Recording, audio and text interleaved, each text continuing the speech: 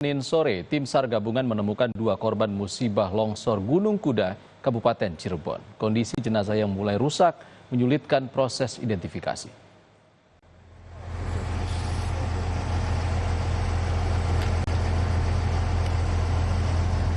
Upaya pencarian korban longsor Gunung Kuda pada hari keempat membuahkan hasil.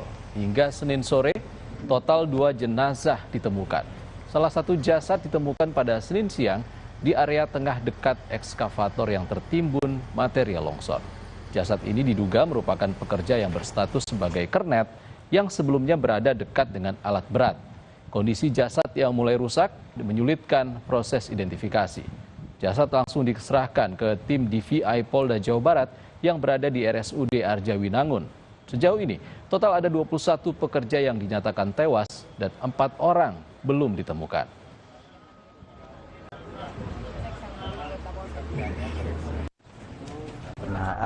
Ninjo ini dan tadi ditemukan lagi satu mayat, tapi masih belum diketahui namanya siapa. Tadi dibawa ke rumah sakit Arjawinangun. Nanti di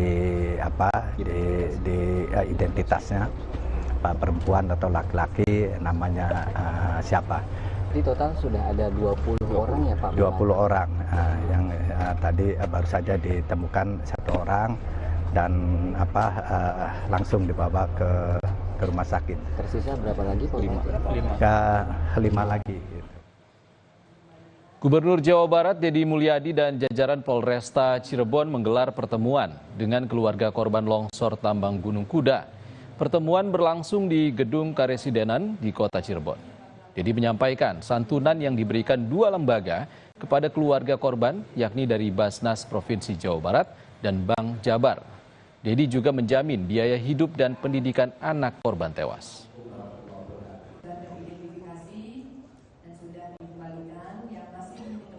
Pemerintah Provinsi Jawa Barat hari ini ada 2 lembaga yang akan memberikan bantuan pada ibu untuk kehidupan. Ini kan beberapa bulan ke depan itu kan pasti masa kritis. Suami nggak ada, penghasilan per hari nggak ada. Nanti ada bantuan untuk beberapa bulan ke depan agar ibu surga.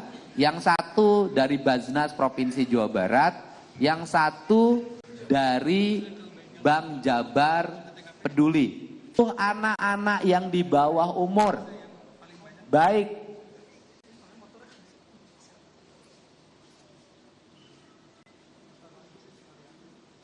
yang sekolah maupun yang tidak sekolah, semuanya menjadi tanggung jawab saya untuk makan dalam setiap harinya. Dan untuk mengetahui perkembangan terkini pencarian korban longsor tambang Gunung Kuda di Cirebon, Jawa Barat, kita telah terhubung dengan jurnalis Kompas TV, Benediktus Aditya dan juru kamera Andika Pratama. Selamat sore, Bene, 2 jenazah sudah ditemukan. Bagaimana proses penemuan korban kedua?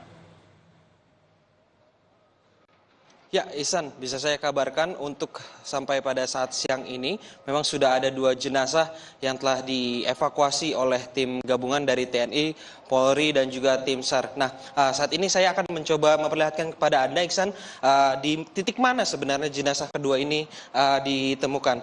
Nah, Ihsan, kalau bisa Anda lihat ada 1 ekskavator yang terguling.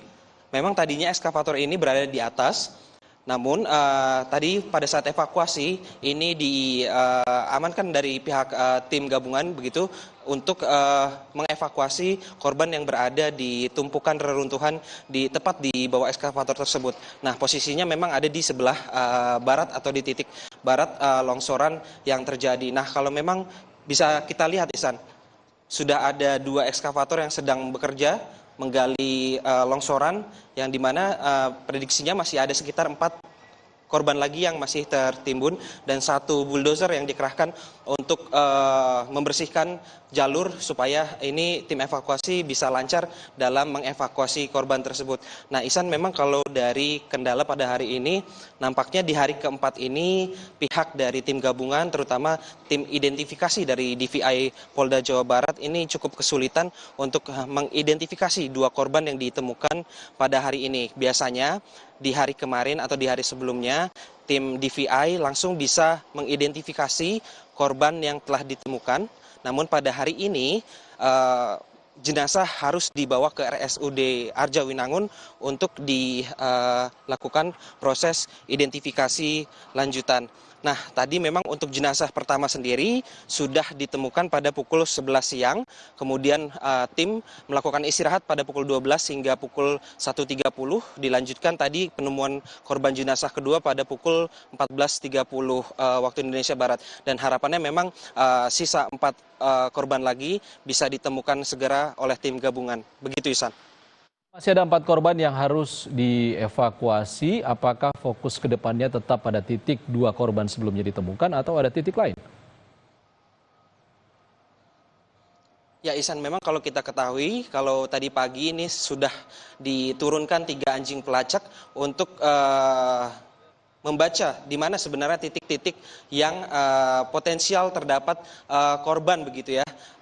Memang sudah diketahui titik-titiknya, namun kendalanya adalah longsoran yang masih timbunan yang cukup tinggi begitu, sehingga ini proses evakuasi masih memerlukan waktu karena memang tidak bisa mengerahkan semua tim ke arah TKP longsoran, mengingat longsoran sewaktu-waktu bisa saja terjadi, dan juga ini sudah dikerahkan 1 alat tambahan dari Kementerian ESDM yang berupa alat pengukur kemiringan tebing dan juga jarak. Ini nantinya akan memprediksi jika suatu waktu akan ada terjadi longsor susulan, sehingga tim gabungan bisa mengantisipasi proses evakuasi dan pencarian korban. Begitu, Ihsan. Kedepan berapa hari lagi pencarian ini akan terus berlangsung, Beni?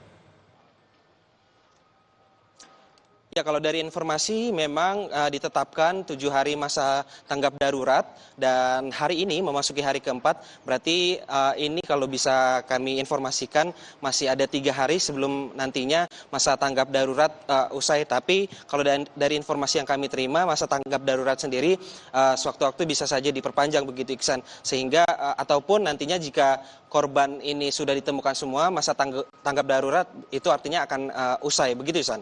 Benediktus Aditya melaporkan langsung dari Cirebon, Jawa Barat. Terima kasih, Bene.